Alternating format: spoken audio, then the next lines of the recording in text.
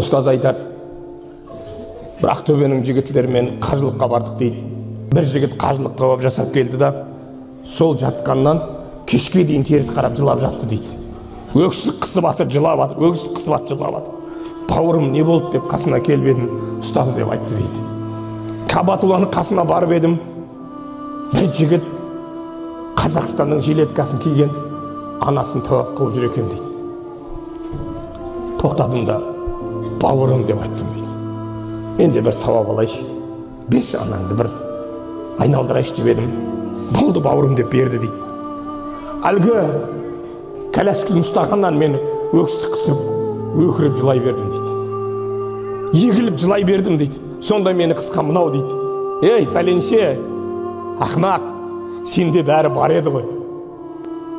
Дүние десе дүние, мансап десе мансап, сенде бәрі бар еді ғой.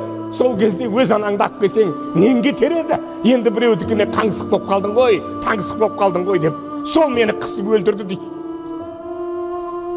Ұстазымыз айтты, бауырым, оның бәрі Алладан. Сабыр ет бауырым. Өкініштің өзі имандан деп айтты дейді. Өкініштің өзі иманнан. Мұны қазір көбіміз көзге жасалып отырсыздар. Неге? Ата-анаға деген махаббат. Алла пайғамбардан кейін солар болды, бітті.